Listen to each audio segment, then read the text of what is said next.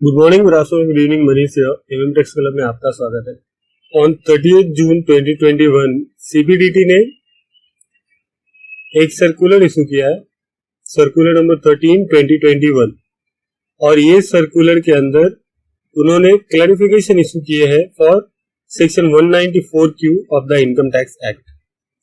अभी ये जो गाइडलाइंस है 194Q का, ये गाइडलाइंस देखने के पहले हम ये देखते हैं कि ये सेक्शन क्या है। ये जो 194Q सेक्शन है वो है टीडीएस का सेक्शन, जो कि न्यूली इंसर्टेड सेक्शन है। फिनांस एक्ट 2021 में ये सेक्शन को इंसर्ट किया गया है 194Q, जो कि एप्लीकेबल है फ्रॉम 1 जुलाई 2021। अब बिकॉज टीडीएस का जो प्रोविजन है इनकम टैक्स के अंदर ऑलरेडी बहुत टाइम से है टीडीएस एंड टीसीएस कलेक्ट करने का, बट ये जो नया सेक्शन लाया गया है वो किसके लिए है? तो ये है, पहले जो टीडीएस का सेक्शन था वो टीडीएस वो पोर्शन पे कलेक्ट करते थे जो सर्विस पोर्शन होता था। सर्विस पोर्शन पे टीडीएस कलेक्ट करते थे और कुछ स्पेसिफाइड गुड्स पे या स्क्रैप पे टीसीएस कलेक्ट करते थे, या फिर जो ई कॉमर्स ऑपरेटर है उनके लिए था कि टीसीएस कलेक्ट करेंगे सेल पे। बट ये जो सेक्शन लाया गया है सेक्शन 194Q, ये है टीडीएस उन इनवॉइसेस पे कलेक्ट करेंगे जिससे गुड्स बाय करते हैं। पहले जो टीडीएस कलेक्ट करने का था प्रोविजन वो था कि सर्विस पोर्शन पे टीडीएस कलेक्ट करते थे। अभी जो गुड्स सेल करेंगे उसके ऊपर भी टीडीएस कलेक्ट करेंगे 194Q के अंदर। अभी ये सबको एप्लीकेबल नहीं है, सारे टैक्स पेयर्स को एप्लीकेबल नहीं है। इस पे लिमिट है कि कौन सा सेलर कौन सा बायर 194Q के अंदर टीडीएस डिडक्ट करेगा। तो अभी स्टार्ट करते हैं। यहाँ पे उन्होंने जो सेलर और बायर है उसका डेफिनेशन दिखाया है, और फर्स्ट ये गाइडलाइंस के अंदर ही इन्होंने बताया कि 194Q किसके लिए एप्लीकेबल है। आप यहाँ पे देखेंगे बता रहे फाइनेंस एक्ट 2021 के अंदर इसको इंसर्ट किया है 94Q, which is applicable from first day of July 2021, and it applies to the buyer who is responsible for paying any sum to any resident seller for the purchase of any goods of the value or aggregate value exceeding 50 lakhs rupees in any previous year. But the buyer at the time of credit of such sum to the account of the seller or at the time of the payment, whichever is earlier, required to deduct TDS equal to 0.1% of sum exceeding 50 lakh rupees as income tax act. जब ये section लाया गया था 194Q, तभी हमने ये इसका explanation बनाया था इन डिटेल कि 194 के अंदर कौन कौन से केसेस होंगे जिसके अंदर बायर टीडीएस डिडक्ट करेंगे, कौन से रेट से डिडक्ट करेंगे। यहाँ पे एक ब्रीफ समरी यहाँ पे भी दिया हुआ है गाइडलाइंस के अंदर भी, कि एक तो है कि जो बायर है, बायर तभी डिडक्ट करेगा टीडीएस अंडर सेक्शन 194Q अगर उसका turnover immediately preceding financial year में, जो फाइनेंशियल ईयर अभी चल रहा है उसके जस्ट पीछे वाले साल में उसका टर्नओवर 10 करोड़ से एक्सीड हुआ है, 10 करोड़ से ज्यादा टर्नओवर है, और वो पर्टिकुलर ईयर में किसी भी सेलर से, वो किसी भी रेसिडेंट सेलर से वो बाय करता है 50 लाख से ज्यादा का गुड्स अगर बाय करता है, तो वो इन दैट केस वो 0.1% से टीडीएस डिडक्ट करेगा। कौन से वैल्यू पे? 50 लाख के ऊपर वाले वैल्यू पे डिडक्ट करेगा। अभी जैसे हमारा टीडीएस के अंदर से फॉर एग्जांपल 94C जो टीडीएस कॉन्ट्रैक्ट के ऊपर डिडक्ट करते हैं, तो वहां पे भी एक लिमिट है कि आप 1 लाख रुपए तक कोई भी टीडीएस डिडक्ट नहीं करेंगे, और 1 लाख रुपए से ज्यादा होता है, ज्यादा का बिल होता है, तो इन दैट केस आपको टीडीएस डिडक्ट करना होता है। बट वहां पे जब भी आप 1 लाख रुपया क्रॉस करेगा, तो जो 1 लाख से एक्सीड होता है अमाउंट, सिर्फ उसी पे टीडीएस नहीं होता है। आपको वो टाइम में सारे 1 लाख रुपया जो पहले जहां पे आपने टीडीएस नहीं काटा है, वो सारे के सारे बिल्स पे, सारे के सारे अमाउंट पे वो टाइम पे आपको टीडीएस काटना होता है। बट 194Q के अंदर ऐसा नहीं है। 194Q में बोल रहे हैं कि अगर 50 लाख का ये जो लिमिट है वो ड्यूरिंग द ईयर एक्सीड होता है, इन दैट केस 50 लाख के ऊपर का जो भी वैल्यू रहेगा परचेस का, वो वैल्यू पे टीडीएस डिडक्ट करेंगे at the rate of 0.1% of जो आपका परचेज वैल्यू है। अब सेकेंड पॉइंट में यहाँ पे बता रहे हैं कि किनको एप्लीकेबल होगा, तो जिसका टर्नओवर 10 करोड़ से एक्सीड होता है during the financial year immediately preceding the financial year in which the purchase of goods is carried out.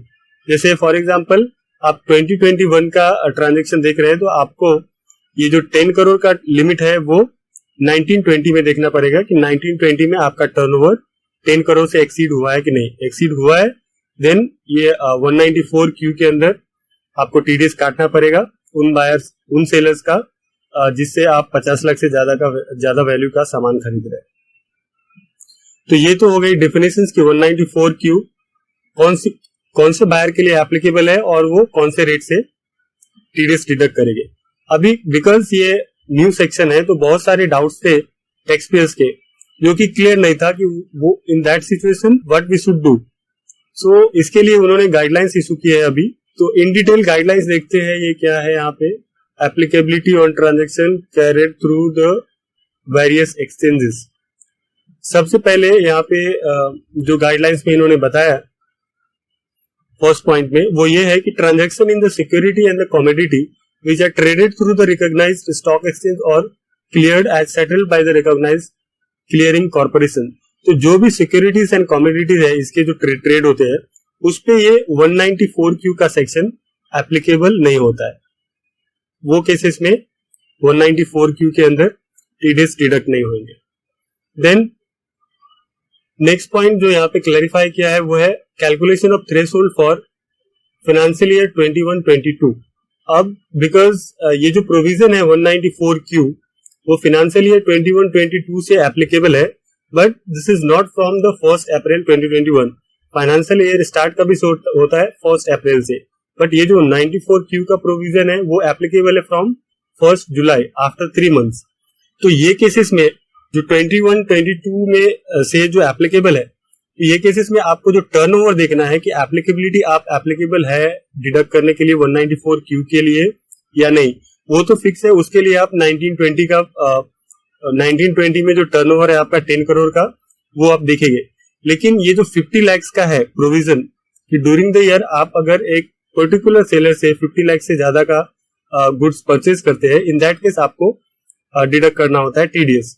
तो ये 50 लाख कैसे कैलकुलेट करेंगे बिकॉज 1 जुलाई से एप्लीकेबल है. तो क्या हम जो टर्नओवर है उनके साथ जो बिजनेस हुआ है परचेस हुआ है वो आइदर 1 अप्रैल से काउंट करेंगे या फिर 1 जुलाई से काउंट करेंगे. तो उसको यहाँ पे क्लैरिफाई किया इन्होंने.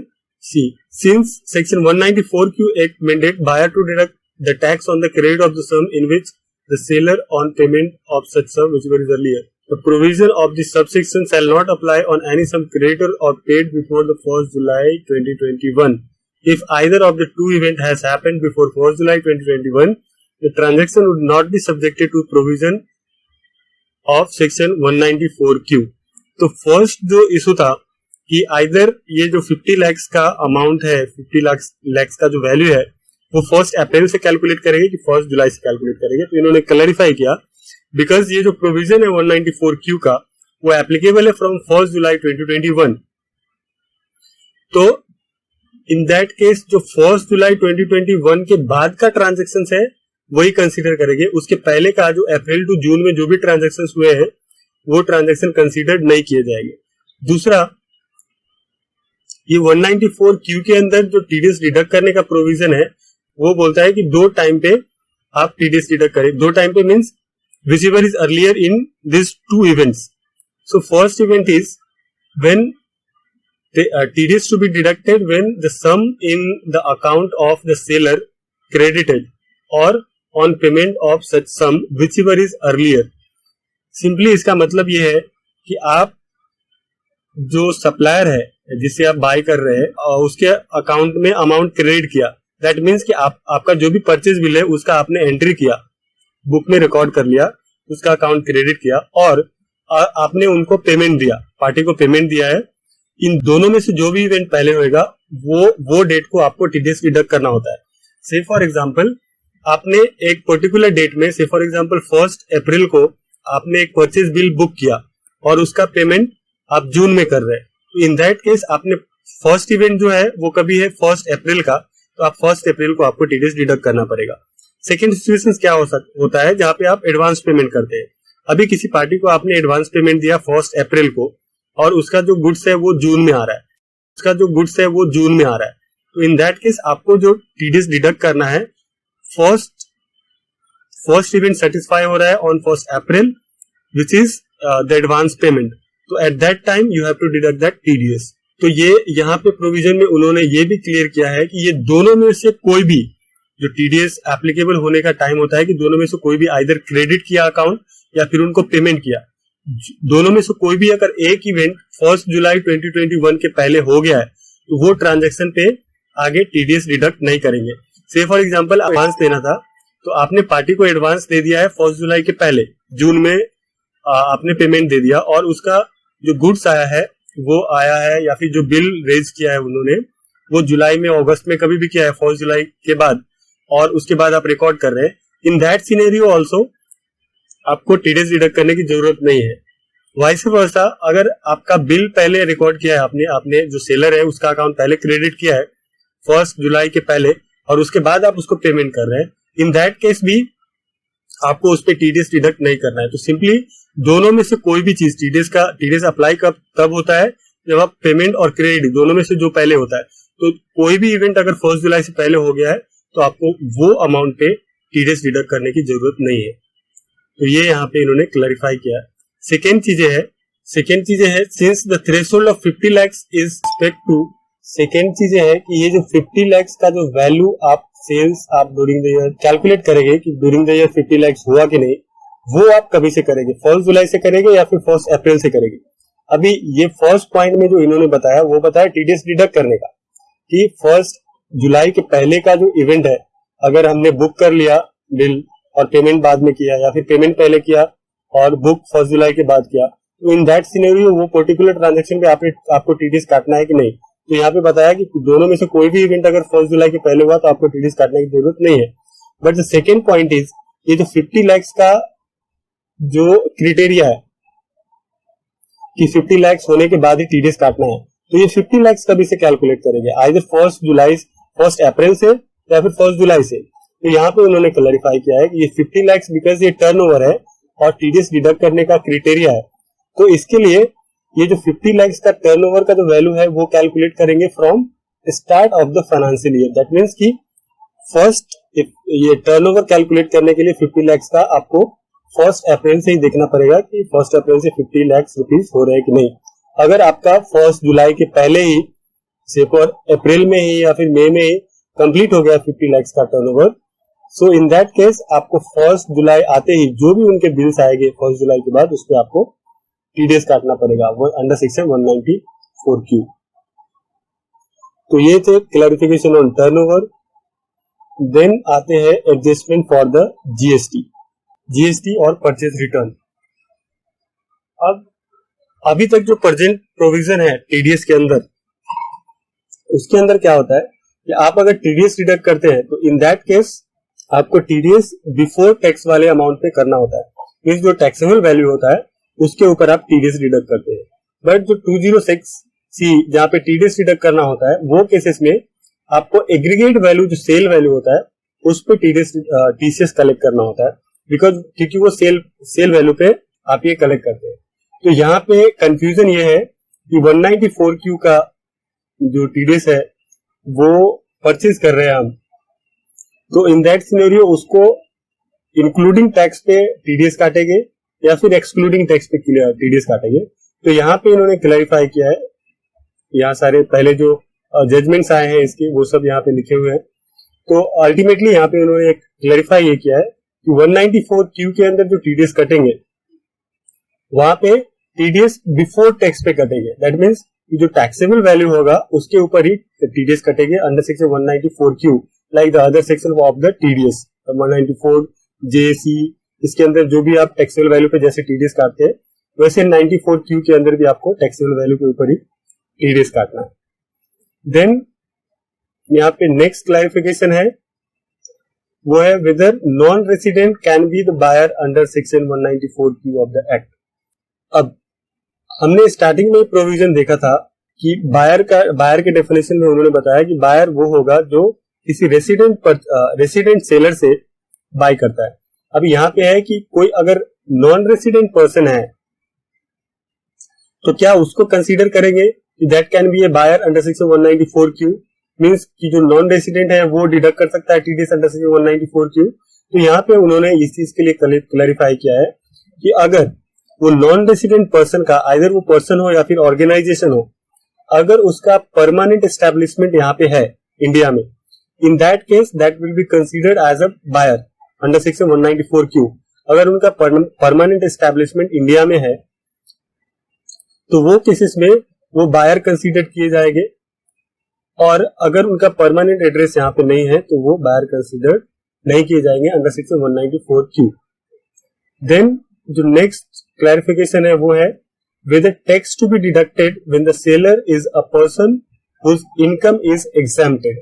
अभी जो टीडीएस टीसीएस के अंदर भी प्रोविजंस है जहां पे टीडीएस काटने का, और अगर वो पार्टी का जो जिस भी पार्टी का अपन टीडीएस डिडक्ट कर रहे हैं या टीसीएस डिडक्ट कर रहे हैं, अगर उनका इनकम टैक्स के अंदर एग्जेम्प्टेड है या फिर एनी अदर प्रोविजंस, कोई दूसरे एक्ट के अंदर भी उनका जो इनकम है वो एग्जेम्प्ट है, उस पर कोई टैक्स नहीं आता है, तो इन दैट सिनेरियो आपको टीडीएस या टीसीएस वहां पे काटना नहीं होता है। तो यहाँ पे वो चीज उन्होंने क्लैरिफाई किया है कि अगर जो सेलर है जिसे हम बाय कर रहे हैं, जिसका टीडीएस काटना है अंडर सेक्शन 194Q, अगर उसका इनकम एग्जेम्प्ट है आइदर अंडर इनकम टैक्स और एनी अदर एक्ट, तो इन दैट सिनेरियो 194Q के अंदर भी आपको टीडीएस एग्जाम्प्ट होगा। इन दैट सिनेरियो आपको भी 194Q के अंदर टीडीएस काटने की जरूरत नहीं है। मींस ये कभी की बात कर रहे हैं जब आप एक बायर है under section 194Q, that means आपका प्रीवियस ईयर में 10 करोड़ से ज्यादा है और पर्टिकुलर सेलर के साथ आपका 50 लाख से भी ज्यादा का टर्नओवर हो गया है ड्यूरिंग द ईयर, लेकिन जो सेलर है उसका जो इनकम है वो एग्जेम्प्ट है from the tax. So in that scenario सारे क्राइटेरिया फुलफिल होने के बाद भी आपको 194Q के अंदर उस पर्टिकुलर सेलर से आपको टीडीएस काटने की जरूरत नहीं है अंडर सेक्शन 194Q। नेक्स्ट चीजें जो क्लैरिफाई की है यहाँ पे वो है whether tax is to be deducted on the advance payment। So obviously yes, because इन्होंने ऊपर में ही बताया है कि टैक्स डिडक्ट करने का 2 इवेंट है और दोनों में जो भी पहले होगा वो टाइम पे अपन टीडीएस काटते हैं 194Q के अंदर। फर्स्ट इवेंट है कि sum has been credited to the seller's account, मतलब आपने उनका अकाउंट क्रेडिट कर दिया, उनका बिल बुक किया। और सेकेंड इवेंट है पेमेंट करना। तो दोनों में से जो भी पहले होगा, तो एडवांस पेमेंट का मतलब आपने उनका अकाउंट क्रेडिट नहीं किया, बिल बुक नहीं किया है, बट पहले पेमेंट किया है, वो एडवांस पेमेंट हो गया। तो दोनों में जो पहले है तभी आपको टीडीएस काटना है। तो अगर आप एडवांस पेमेंट कर रहे हैं तो उस केस में आपको एडवांस पेमेंट पे टीडीएस काटना है अंडर सेक्शन 194Q। वैसे अदर जो टीडीएस के प्रोविजंस है, सेक्शंस है, उसके अंदर भी सेम प्रोविजन है कि आप अगर एडवांस पेमेंट करते हैं, इन दैट सिनेरियो आपको एडवांस पेमेंट पे टीडीएस काटना होता है। तो 94 के अंदर भी सेम प्रोविजन है। अब नेक्स्ट क्लैरिफिकेशन है whether provision of section 194Q of the act shall apply to the buyer in the year of incorporation। अब कोई नई कंपनी है, फर्स्ट ईयर है उनका इनकॉर्पोरेशन है, या फिर अभी 1 जुलाई 2021 से ये एप्लीकेबल है 194Q। अभी इसी साल में कोई कंपनी इनकॉर्पोरेट होती है, तो इन दैट केस उनको 194Q एप्लीकेबल होगा कि नहीं होगा।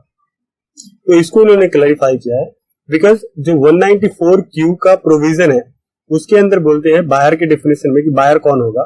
तो बायर वो होगा 194Q के हिसाब से जिनका turnover immediately preceding financial year, just पीछे वाले साल में उनका टर्नओवर 10 करोड़ से एक्सीड होना चाहिए। अगर कोई नई कंपनी है, ये साल में रजिस्टर हुई है, तो पिछले साल तो उनका कोई ट्रांजैक्शन ही नहीं है, तो वो जो 10 करोड़ का टर्नओवर का जो क्राइटेरिया है वो फुलफिल ही नहीं हो रहा है। तो इसके लिए जो न्यूली इनकॉर्पोरेटेड कंपनी है उस पे ये 194Q अप्लाई नहीं होता है, वो टीडीएस नहीं काटेंगे। कोई एक साल के बाद नेक्स्ट ईयर में जब उनका अगर प्रीवियस ईयर का टर्नओवर एक्सीड होता है 10 करोड़ का, इन दैट केस वो 194Q के लिए एप्लीकेबल होंगे टीडीएस डिडक्ट करने के। तो अभी नेक्स्ट देखते हैं, नेक्स्ट क्लैरिफिकेशन क्या है यहाँ पे। Whether provision of section 194Q of the act shall apply to the buyer if the turnover from the business is 10 crore or less। Again ये जो क्लैरिफिकेशन है ये भी क्लियर है from the definition of buyer. Again ये जो clarification है ये भी क्लियर है from the definition of buyer कि अगर ये बोल रहे हैं कि 10 करोड़ से कम है तो उस पे 194Q अप्लाई होगा कि नहीं, तो नहीं होगा ऑब्वियसली, बिकॉज ये इसके पहले वाले पॉइंट में भी सेम चीज है कि करेंट ईयर में इनकॉर्पोरेट हो रहा है तो पिछले साल का आपका टर्नओवर नहीं है, बिकॉज आपका वो 10 करोड़ का क्राइटेरिया फुलफिल नहीं हो रहा है तो आपको 194Q अप्लाई नहीं है। तो यहाँ पे भी अगर 10 करोड़ से टर्नओवर कम है तो आपको ये 194Q एप्लीकेबल नहीं होता है। Then cross application of section 194O subsection 1H of section 206C and section 194Q। ये जो सेक्शंस है ये एक दूसरे से रिलेटेड है और ये सारे सेल्स के ऊपर टैक्स डिडक्ट करते हैं, ये तीनों भी सेक्शन के अंदर। तो इनका क्रॉस एप्लीकेशन होगा तो कौन सा सेक्शन प्रिवेल करेगा, कौन से सेक्शन के अंदर टीडीएस डिडक्ट करेंगे, वो यहाँ पे इन्होंने क्लैरिफाई किया है। मींस कि कोई ट्रांजैक्शन है जो कि जिसके अंदर वो दो ट्रांजैक्शन फॉल हो रहे हैं, वो 94Q के अंदर भी आ रहा है और 206C के अंदर भी आ रहा है, तो इन दैट सिनेरियो क्या करेंगे, तो वो चीजें यहाँ पे इन्होंने क्लैरिफाई किया है। ये तीनों का क्रॉस एप्लीकेशन होगा तो वो उस केसेस में क्या करेंगे। तो इसके लिए हमने एक सेपरेट चार्ट बनाया है जिससे आप क्लियरली ये समझ सकते हैं कि कौन से केसेस में कौन सा सेक्शन अप्लाई होगा। तो वो देख लेंगे। पहले ये इनका गाइडलाइंस पढ़ लेते हैं, यहाँ पे क्या बोलते हैं। See it is requested to clarify how section 194Q subsection 1H of section 206C and 194Q apply on the same transaction. अगर सेम ट्रांजेक्शन पे दो सेक्शंस आ रहे हैं तो वो सिनेरियो में क्या करेंगे। सबसेक्शन 94Q के अंदर होता है जो ई कॉमर्स ऑपरेटर होते हैं, वो जो टीसीएस कलेक्ट करते हैं और सेल्स पे, तो ये उनके लिए है। तो अगर ई कॉमर्स ऑपरेटर 194Q के अंदर टीडीएस डिडक्ट कर रहे हैं, टैक्स डिडक्ट कर रहे हैं, तो वो और कोई दूसरे सेक्शन के अंदर वो ट्रांजैक्शन पे टीडीएस डिडक्ट नहीं होगा। Second provision to section 1H of section 206C of the Act, provision of this section shall not apply if the buyer is liable to deduct TDS under any other provision of the Act purchased by him from the seller and has deducted from the tax। तो बोल रहे हैं कि 194O में इन्होंने बोला कि अगर e commerce operator tax deduct करते हैं तो दूसरे सेक्शन के अंदर टैक्स डिडक्ट नहीं होगा। दूसरा बोल रहे हैं कि ये जो टीसीएस का सेक्शन है 206C 1H, अभी इसके अंदर ये बोल रहे हैं कि अगर इनकम टैक्स के किसी दूसरे प्रोविजन के अंदर वो सेम ट्रांजैक्शन पे अगर टीडीएस डिडक्ट हुआ है तो फिर 206C के अंदर आप टीसीएस कलेक्ट नहीं करेंगे।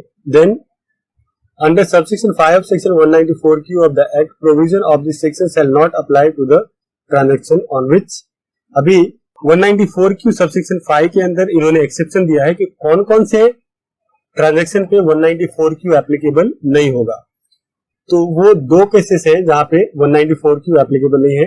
First, tax is deductible under any of the provision of this act. अगर वो सेम ट्रांजैक्शन पे इनकम टैक्स एक्ट के अंदर टैक्स डिडक्ट करने का कोई दूसरा प्रोविजन है तो इन दैट सिनेरियो जो प्रोविजन है उसके अंदर आप टैक्स डिडक्ट करेंगे, 194Q के अंदर आप टैक्स डिडक्ट नहीं करेंगे। दूसरा है, tax is collectable under provision of section 206 other than transactions on which subsection 1H of section 206C applies. ये बोल रहे हैं कि 206C यानी कि जो टीसीएस कलेक्ट करने का प्रोविजन है, तो वो सेम ट्रांजैक्शन पे अगर टीसीएस आ रहा है, जो सेलर है वही टैक्स डिडक्ट कर रहा है, तो वो केसेस में 194Q नहीं आएगा और दैट मीन्स कि 190 बायर जो है वो टैक्स डिडक्ट नहीं करेगा because seller already tax deduct कर रहा है। बट यहाँ पे एक्सेप्शन है 206 के अंदर, जो सबसेक्शन है 1H, वो ट्रांजैक्शन, वो वाले ट्रांजैक्शन है जहाँ पे गुड सेल्स की बात करता है, गुड सेल्स की बात करता है और उस पर टीडीएस आता है, तो वो केसेस में ये सबसेक्शन एक्सेप्शन है। अगर 1H है तो वो केसेस में आपको 194Q के अंदर डिडक्ट करना है, 1H के अंदर नहीं करना। बाकी जो दूसरे सबसेक्शंस है टीसीएस वाले 206C के अंदर, तो वो केसेस में आप जो सेलर है वही डिडक्ट करेगा, 194Q के अंदर टैक्स डिडक्ट नहीं होगा। तो ये तो उन्होंने प्रोविजन बता दिया कि 194Q 194O और 206C1H के अंदर क्या क्या प्रोविजन है टैक्स डिडक्ट करने का। अब अगर सेम ट्रांजैक्शन पे दो प्रोविजंस आ रहे हैं, दो सेक्शन अप्लाई हो रहे हैं, तो इन दैट केस क्या करेंगे। यहाँ पे जो 3 सेक्शंस दिए गए हैं 194O, 194Q एंड 206C1H, इसके अंदर जो टैक्स का रेट है वो 194Q और 206 के अंदर सेम है। 194O के अंदर टैक्स का रेट ये दोनों के रेट से ज्यादा है। तो इसके लिए in most of the cases यहाँ पे 2 सेक्शन अप्लाई हो रहा है। 194Q के साथ अगर 194O के अंदर अगर अप्लाई हो रहा है तो इन दैट केस 194 एप्लीकेबल होगा और सेकेंड वाला दूसरा जो भी सेक्शन है वो अप्लाई नहीं होगा। तो यहाँ पे फर्स्ट में इन्होंने बताया कि अगर कोई ट्रांजैक्शन है जिसके ऊपर 194O एंड 194Q दोनों भी एप्लीकेबल है तो वो सिनेरियो में क्या करेंगे, तो वो केसेस में 194O के अंदर ही टैक्स डिडक्ट करेंगे। दैट मीन्स कि जो ई कॉमर्स ऑपरेटर है वो टैक्स डिडक्ट करेंगे। दूसरा है कि एक सेम ट्रांजैक्शन पे 206C1H भी एप्लीकेबल हो रहा है और 194O भी एप्लीकेबल हो रहा है। तो इन दैट केस जो 206C के अंदर सेलर है वो टीसीएस नहीं कलेक्ट करेंगे, जो ई कॉमर्स ऑपरेटर है वो टीसीएस कलेक्ट करेंगे। तो ये केसेस में भी 194 एप्लीकेबल होगा। एंड देन उसके बाद है 194O एंड Q होएगा तो 194O एप्लीकेबल होगा। Then similarly 194O and subsection 1H subsection 206, in that case 194O applicable हो रहा है। देन इसके बाद लास्ट में इन्होंने एक बोला है कि if transaction is both with in the preview of section 194Q and section 206C1H। अब जहां पे कंपैरिजन था 194O के अंदर तो 194O ही एप्लीकेबल हो रहा था in both the cases. Either 194 के साथ 194Q था या फिर 206C था, तो दोनों भी केसेस पे 194O एप्लीकेबल हो रहा था। बट अगर 194Q और वहां पे O इसके लिए एप्लीकेबल हो रहा था बिकॉज जो 194O के अंदर है वो टैक्स का रेट ज्यादा है, बट 94Q एंड 206C ये दोनों के अंदर जो टैक्स डिडक्ट करते हैं उन दोनों का रेट सेम है। तो अगर कोई एक ट्रांजैक्शन है जिसके ऊपर 206C सबसेक्शन 1H अप्लाई होता है और सेक्शन 194Q भी अप्लाई होता है, तो इन दैट सिनेरियो क्या करेंगे, तो वो केसेस में जो टैक्स डिडक्ट होएगा वो होएगा अंडर सेक्शन 194Q। यहाँ पे 206C के अंदर जो सेलर टीसीएस डिडक्ट करते हैं वो नहीं करेंगे फॉर सबसेक्शन 1H ओनली। अगर 206C का कोई दूसरा सबसेक्शन है, कोई दूसरा प्रोविजन है, तो वो केसेस में क्या करेंगे, 94Q एप्लीकेबल होगा या फिर उसके अदर सेक्शंस एप्लीकेबल होंगे। से फॉर एग्जांपल स्क्रैप पे टीसीएस डिडक्ट कर रहे हैं अंडर सेक्शन 206C, तो वो केसेस में अगर 206C के स्क्रैप के लिए है और 194Q भी सेम ट्रांजैक्शन पे आ रहे हैं, तो इन दैट केस 194Q एप्लीकेबल नहीं होगा। उन केसेस में जो 206 का प्रोविजन है टैक्स है वो एप्लीकेबल होगा। बट ये एक्सेप्शन है ओनली फॉर सबसेक्शन 1H। तो 1H और 94Q दोनों हो रहा है तो इन दैट केस 94Q एप्लीकेबल होगा। बट लास्ट में यहाँ पे एक एक्सेप्शन दिया गया है कि 206 सबसेक्शन 1H के अंदर भी अगर सेलर ने बाय मिस्टेक और वट एवर 194H के पहले यानी कि बायर के टैक्स डिडक्ट करने के पहले सेलर ने ऑलरेडी टैक्स डिडक्ट कर लिया है, तो वो केसेस में फिर जो बायर है उसको 194Q के अंदर टैक्स डिडक्ट करने की जरूरत नहीं है। जो सेलर ने डिडक्ट किया है वो सफिशिएंट है because rate are same for the 194Q and C। तो ये जो भी है ना क्रॉस सेक्शंस, ये तीनों सेक्शन का 194Q, 206C एंड 194Q, इसका एक चार्ट बना है जिसके अंदर आप इजीली समझ सकते हैं कि कौन से केसेस में कौन सा सेक्शन अप्लाई होता है। यहाँ पे तीनों सेक्शंस है 194Q, 206C 1H and 194Q। O है for e commerce operator, 206C TCS collect करती है by the seller on goods, और 194Q जिसके अंदर बायर टैक्स डिडक्ट करते हैं ऑन परचेज ऑफ गुड्स। तो फर्स्ट यहाँ पे सिनेरियो देखेंगे, if tax is deducted under section 194O तो 194O के अंदर का टैक्स डिडक्ट करते हैं तो 194 ही एप्लीकेबल होगा, बाकी का 206C 94 बाकी का 206C 94 की अप्लाई नहीं।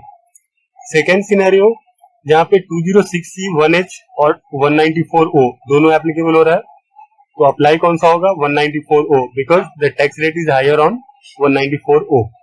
बाकी का जो सेक्शन है 206C वो एप्लीकेबल नहीं होगा। देन थर्ड, अगर सेम ट्रांजेक्शन पे 194Q एंड 194O दोनों भी आ रहा है, तो अगेन यहाँ पे कौन सा सेक्शन एप्लीकेबल होगा 194O because the tax rate is high. And the other scenario जहाँ पे 194O नहीं आते, 206C 1H और 194Q ये दोनों आ रहे हैं, तो वो केसेस में जो एप्लीकेबल होगा वो होगा 194Q। यहाँ पे 206C 1H एप्लीकेबल नहीं होगा, but this is specially for subsection 1H। और यहाँ पे एक रिलैक्सेशन है कि अगर बाय मिस्टेक या जैसे भी अगर सेलर ने अगर पहले डिडक्ट कर लिया है टैक्स ये ट्रांजेक्शन पे जहाँ पे दोनों भी 206C 1H एंड 194Q दोनों एप्लीकेबल थे, तो वो केसेस में फिर बायर को 94Q के अंदर टैक्स डिडक्ट करने की जरूरत नहीं है, जो सेलर ने डिडक्ट किया दैट इज सफिशिएंट। तो ये है cross applicability of these three sections 194Q 206C and 194O। तो ये थे डिटेल गाइडलाइंस इनकम टैक्स के, जो कि रिक्वायर्ड भी था टैक्स पेयर्स के लिए बिकॉज ये नया सेक्शन है, तो बहुत सारे क्वेश्चन थे, बहुत सारे क्वेरीज थे टैक्स पेयर्स के माइंड में, इवन फॉर द प्रोफेशनल्स के लिए। तो ये गाइडलाइंस के थ्रू ये सारे जो डाउट्स थे वो क्लियर कर दिए हैं सीपीडीटी ने। So thank you for your time, share this video, subscribe my channel. ये गाइडलाइंस आप हमारे टेलीग्राम चैनल से एक्सेस कर सकते हैं। हमारा टेलीग्राम चैनल है MM टैक्स क्लब के नाम से।